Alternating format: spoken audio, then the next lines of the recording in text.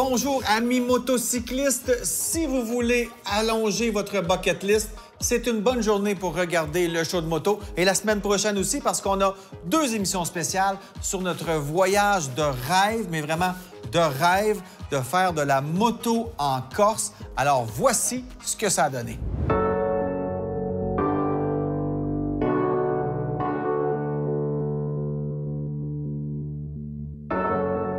Bien, ça commence ici, le trip en moto en Corse. On est avec Road Deluxe qui sont basés à Marseille. On est parti tout de suite après avoir débarqué de l'avion. On est allé au bureau, on a pris nos motos, transféré nos choses dans nos valises parce que c'est tout ce qu'on va avoir comme valise pour une semaine.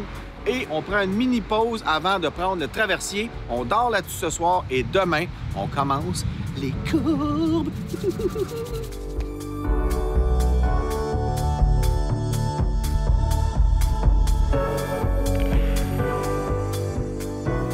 J'aime les voyages en moto parce que, d'abord parce que je préfère être en moto tout le temps, tous les jours, toute l'année, mais aussi c'est parce que le voyage en moto te permet de goûter beaucoup plus aux cultures locales. Tu t'imprègnes plus du pays, j'ai l'impression, à moto que dans une voiture. Déjà, quand tu t'arrêtes quelque part en moto, les gens viennent te voir, ils te demandent d'où tu viens, où est-ce que tu vas, si tu as besoin de quelque chose. C'est vraiment fou la différence entre les gens qui voyagent en auto ou même en autobus, où là, on n'a presque pas de contact avec les gens locaux, versus ceux qui arrivent sur une moto.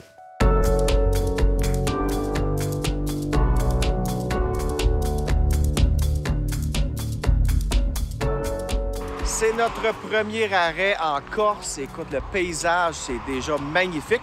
Les routes sont encore larges, mais il paraît que ça va rétrécir plus on va monter. Ça dépend des régions. Il faut aussi regarder pour la météo ici parce que ça peut changer très rapidement.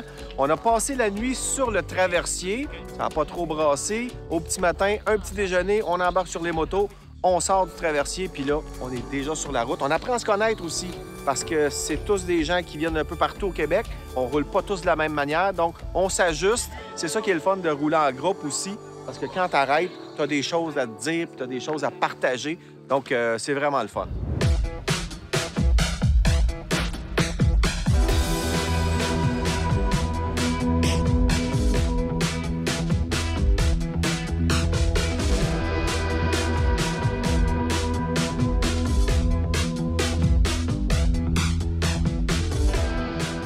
J'avais entendu parler de la Corse par plusieurs amis motocyclistes qui font des voyages moto. Entre autres, Isabelle est habituée, ça fait quand même 5-6 ans qu'elle va là-bas. Elle connaît tous les petits coins.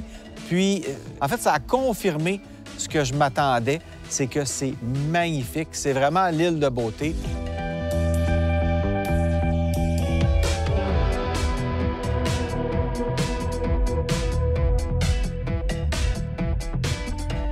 Écoute, la Corse, on l'appelle l'île de beauté, puis c'est pas pour rien. C'est une montagne dans la mer. Ça fait que toutes les régions de la Corse sont complètement différentes. Ça fait que pour les amoureux de la nature, la Haute-Corse, c'est vraiment tout ce qui est très sauvage. On sait qu'à moto, les odeurs, c'est super important. Ici, c'est le paradis des bonnes odeurs végétales. C'est magnifique. Le sud, c'est une région qui est peut-être plus station balnéaire avec des plages, les palmiers. Donc, c'est complètement différent. En plus, il faisait même pas beau. C'était brumeux, c'était nuageux, mais on s'en fout. Les quelques vues qu'on a eues et les routes hallucinantes, c'est juste de la courbe. Donc, quand tu es motocycliste et tu aimes ça, piloter ton bike, faire la Corse en moto, c'est un rêve. Là. Puis tout le monde avait le sourire, ça de large, parce que c'est presque une joke tellement c'est dessiné pour nous. C'est 100% vrai que c'est l'île de beauté, mais l'île de beauté motocycliste. C'est sûr que moi, personnellement, je dis que c'est un merveilleux terrain de jeu pour faire de la moto. Idéalement, il faut avoir quand même de l'expérience parce qu'il n'y a pas de ligne droite ici. C'est des croches, des croches, des croches, des virages. C'est pas des courbes, c'est vraiment des virages. Donc, on s'amuse vraiment comme des petits fous. On est surpris à chaque détour. On a la mer qui est là, l'eau qui est d'une couleur exceptionnelle, transparente comme on n'a jamais vu. Des petits villages typiques, des tours génoises. Donc, il y a beaucoup d'histoires. Puis la culture corse est très, très unique aussi. Donc, de découvrir les Corses, découvrir tout ce qui entoure leur culture, qui est vraiment très différente, même si la Corse, c'est français. C'est vraiment un endroit unique dans la Méditerranée, en fait, là, tout près du continent. Non mais, hein? C'est trippant? Ça se poursuit après la pause.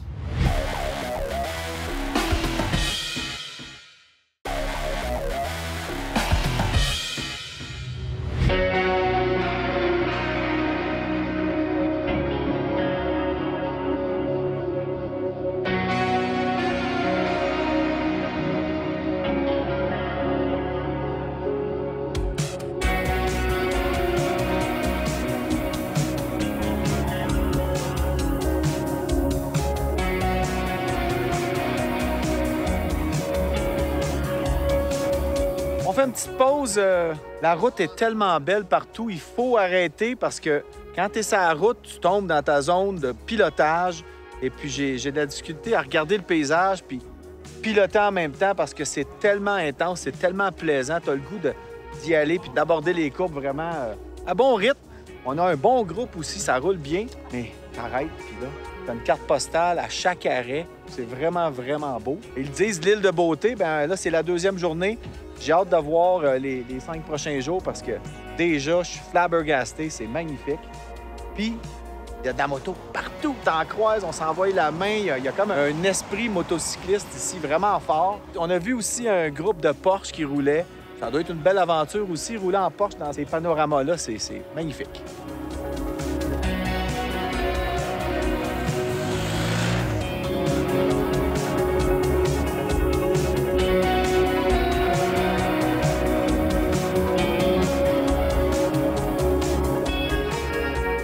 Puis, Ken, as-tu du fun? Du fun, ça arrête pas.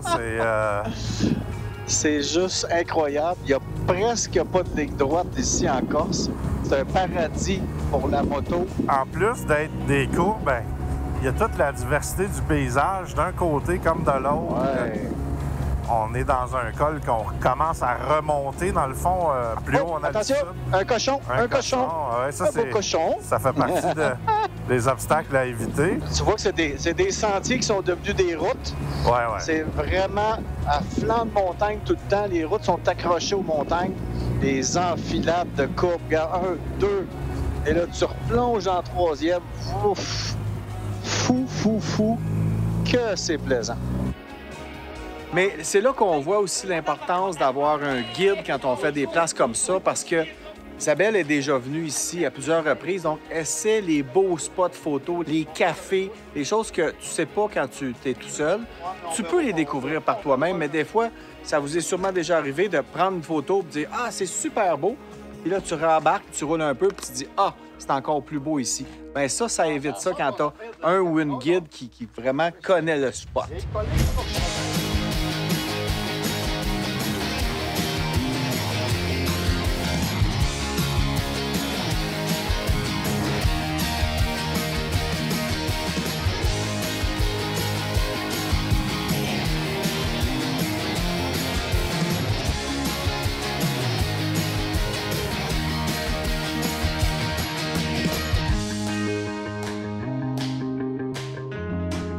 On est sur les derniers kilomètres avant l'hôtel en fin de journée. Magnifique journée. On a quand même eu des changements de température parce que la Corse, c'est très montagneux. Donc, tu peux avoir de la pluie, du soleil, du vent, tout ça dans un même avant-midi. C'est un peu ce qu'on a eu aujourd'hui. Mais ce qu'on a surtout eu, c'est de belles routes. Et je vous dirais qu'une journée ici, même pour des gens habitués, c'est quand même assez fatigant parce qu'on est toujours à l'attention, tu es toujours en train de travailler, mais dans le bonheur, dans le plaisir. Et on peut vraiment exploiter ces machines-là au bout de leur technologie.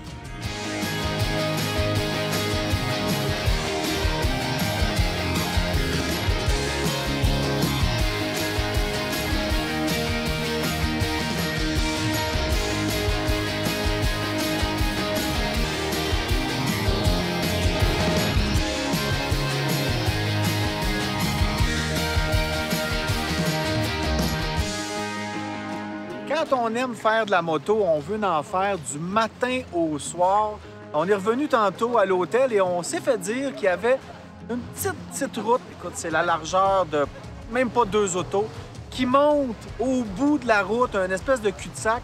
Alors, on a décidé de l'essayer et finalement, c'est à peu près 15-20 minutes dans le bois, vraiment un petit sentier. Quand tu croises une voiture, il faut que tu t'arrêtes sur le côté. Et on a rejoint un club Porsche. Alors, c'est des gens qui arrivent de Toulon et ils ont un rallye Porsche pendant quelques jours. Mais ça, c'est pour illustrer à quel point la Corse, c'est une destination pour les amateurs de moteurs, de sensations fortes, qu'on soit en voiture ou en moto ou même en vélo. On a vu plein de vélos. Donc, c'est vraiment un endroit où les routes sont tellement belles qu'on veut les faire de toutes sortes de façons. Et pour faire de la moto, il faut avoir de l'endurance parce que toute la journée, tu ne peux pas relâcher ton attention, pas une seconde. Il faut garder les yeux sur la route. Et quand tu veux voir le paysage, tu arrêtes, tu stationnes ta moto et tu admires.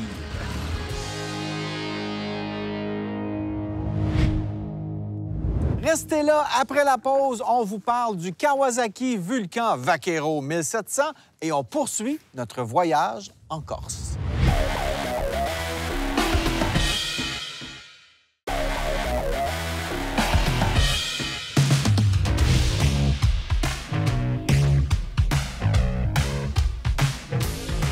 Vous rêvez d'avoir une Bagger. C'est vrai qu'elles sont belles avec le gros pare-brise, les grosses poignées, le gros siège, les valises, etc. C'est plaisant à rouler. Mais le problème, c'est qu'elles sont pas mal dispendieuses. On parle d'un début de catégorie en général autour de 27 000 jusqu'à facilement 35 voire même 40 000 avant les taxes. Donc, c'est très dispendieux une Bagger. Mais j'ai peut-être une alternative pour vous aujourd'hui. La Kawasaki Vulcan Vaquero qui en offre presque autant pour beaucoup moins.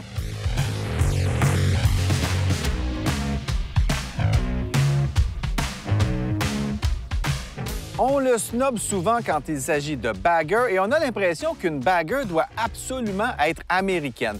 Mais c'est une erreur de ne pas l'inclure dans vos réflexions. Pourquoi? Allons-y avec ce que l'on recherche pour ce type de moto. Il doit être beau et avoir une belle ligne, un peu badass. Il doit avoir du son. Bon, on repassera. Ça prend aussi des grosses valises, du couple en masse et idéalement un bon stéréo. Eh bien, tout ça est dans le Vaquero. Le moteur est un bon V-twin de 1700 cc à 52 degrés, offrant 81 HP et 108 pieds-livres de couple. C'est loin du couple d'un Indian Challenger, mais c'est quand même juste un peu plus que le Milwaukee 807. Kawasaki a installé une transmission à 6 vitesses et la 6e s'appelle Overdrive. Là-dessus, on est à 3000 tours minute quand on roule 120 km/h, donc on a un beau petit ronronnement qui donne envie de se promener, de se balader toute la journée. En plus, le réservoir de 21 litres offre jusqu'à 400 km d'autonomie. De quoi faire une belle balade.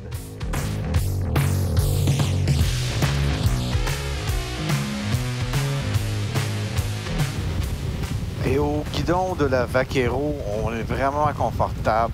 Un peu comme la plupart des Baggers, mais comme le moteur est un peu moins nerveux, ça donne le goût de se balader, de profiter du paysage comme ça, sur des petites routes, seul ou en couple. C'est vraiment le fun. Et il faut se demander si on veut payer pour le look, la performance, quand dans le fond, on n'utilise pas vraiment cette performance-là. On veut juste se balader.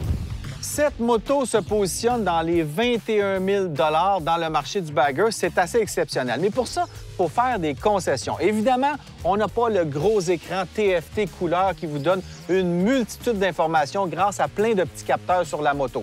Non, on a des cadrans analogues avec une partie numérique, tout simple et quand même très élégant. On n'a pas non plus de gros contrôle électronique de la traction ou de mode moteur. On donne du gaz et ça avance, comme dans le bon vieux temps. Côté échappement, c'est pas une sonorité très grisante, mais ça se magasine. Ensuite, c'est une courroie pour l'entraînement de la roue arrière. Donc, encore une fois, on vient baisser les coûts d'entretien. Bref, cette Vaquero, c'est la moto du rider raisonnable qui veut avoir une belle moto pour rider les dimanches sans prendre une deuxième hypothèque. Une belle enfilade de courbes ici. Donc, on va regarder ce que la Vaquero peut faire là-dedans. On sent quand même le poids de la moto, mais ça se met quand même sur d'angle pas mal facilement. C'est le fun. C'est là qu'on voit que les amortissements un peu plus raides, un peu plus sportifs, nous aident beaucoup dans des situations comme ça où on a à tanguer la moto d'un bord et de l'autre, avec du freinage aussi à l'arrière et à l'avant, bien balancer la moto avant et pendant le virage. Un bon frein moteur aussi.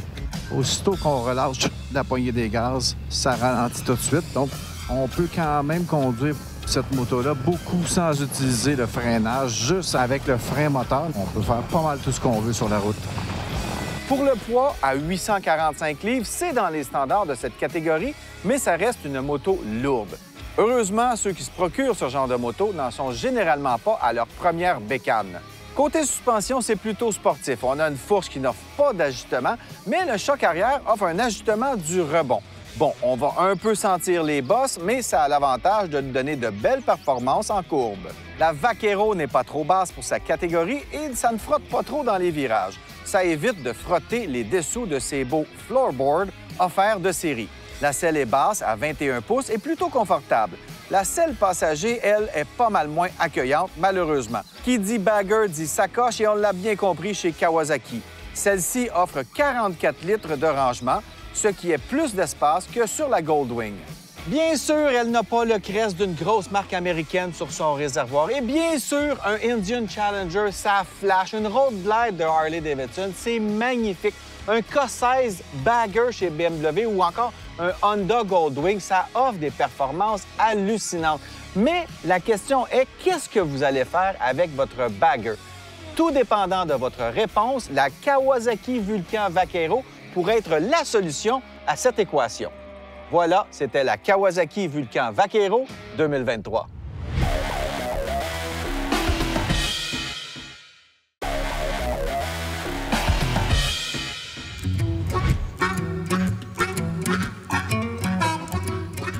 Aujourd'hui, Éric, on s'en va vers le Cap-Corse, vers le nord de l'île. En fait, la Corse, c'est comme une main avec un doigt, puis on s'en va vers le doigt.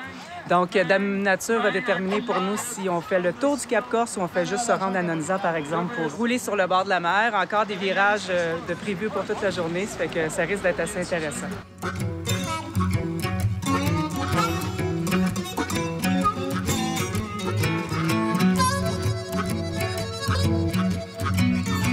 C'est là que c'est le fun d'avoir un bon guide. Isabelle a fait une bonne job parce que, tu sais, on arrive le matin, elle a regardé la météo, elle a fait un itinéraire en conséquence parce que, des fois, pourquoi aller au nord cette journée-là? Parce qu'il va pleuvoir. Bien, on va ailleurs, puis le lendemain, on va retourner au nord quand les nuages seront passés. Donc, Isabelle a fait son travail le soir, le matin, elle sait où elle s'en va. Ensuite, on fait notre kilométrage, on arrête luncher, et puis l'après-midi, bien, encore une fois, on va regarder c'est quoi le plus beau chemin en fonction de la météo, parce qu'à l'année, d'habitude, il fait beau. De ce temps-ci, on n'est pas chanceux parce que c'est un peu plus gris, mais personnellement, je préfère beaucoup quand c'est gris versus le gros soleil.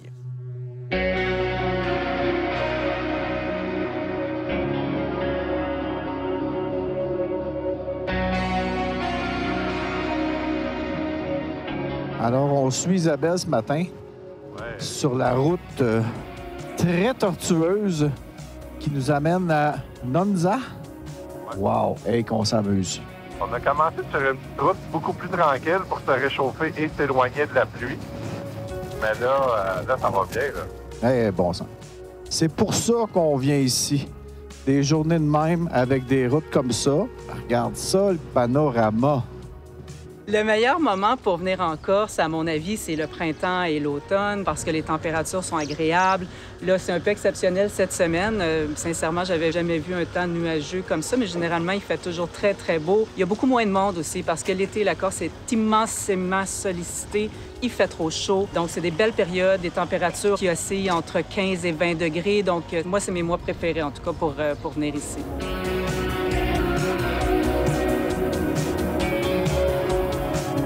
Ah, il y a un petit peu d'humidité au sol. Il faut quand même faire attention parce que ça peut être un peu glissant. T'es dans quel mode de conduite, toi? Moi, j'étais en mode dynamique. Dynamique, OK. C'est pas mal le plus performant pour des petites routes de mer. Les reprises sont plus rapides. Mais tu sens pas que ça veut glisser pantoute, là? Non, non, non. Écoute, c'est juste pour dire que c'est un peu humide, là, mais quand même. D'après moi, la meilleure machine, ça va être une moto de type double usage. C'est une moto qui est très, très maniable. Peu importe la marque. C'est sûr que nous, dans notre flotte de motos, on a surtout de la BMW. Mais on le réalise aussi quand on voit tous les autres moteurs qui sont sur l'île ici. Ce sont presque toutes des motos double usage. C'est sûr qu'une moto custom, ça va être plus long d'empattement, ça va être plus bas aussi. Donc, les virages sont très serrés.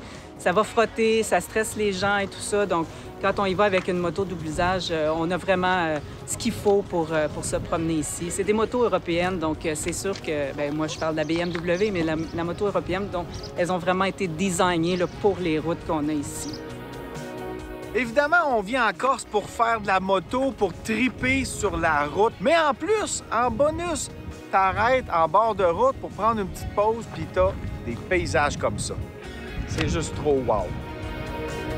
Bien évidemment, c'est une place de moto ici. Je n'avais entendu parler, mais de le voir, de le goûter, de le savourer, c'est complètement autre chose. Il y a des bikes partout. Tu arrêtes à peu près dans n'importe quel petit coin, il va y avoir 3-4 motos d'arrêtés.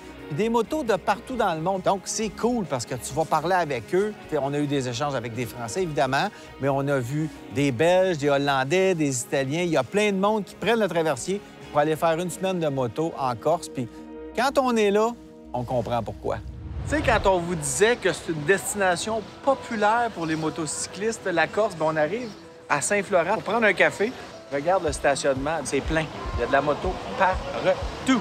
Moi, ce que j'adore, c'est de voir la culture moto qu'on a ici, en fait, en Europe en général. Tu es un groupe de motocyclistes et les gens vont te laisser de la place sur la route. On a vraiment le sens du partage de la route ici avec la moto. Même en motocycliste, on a vu un groupe, il y avait 3-4 motos qui arrivaient derrière nous, qui étaient pas mal plus rapides que nous, qui étaient tout un groupe de grosses motos. Eux avaient des motos sportives. Ils sont arrivés derrière nous, on les a vus dans les miroirs. Moi, je me suis tassé, j'ai fait un signe de la main, vas-y, amuse-toi.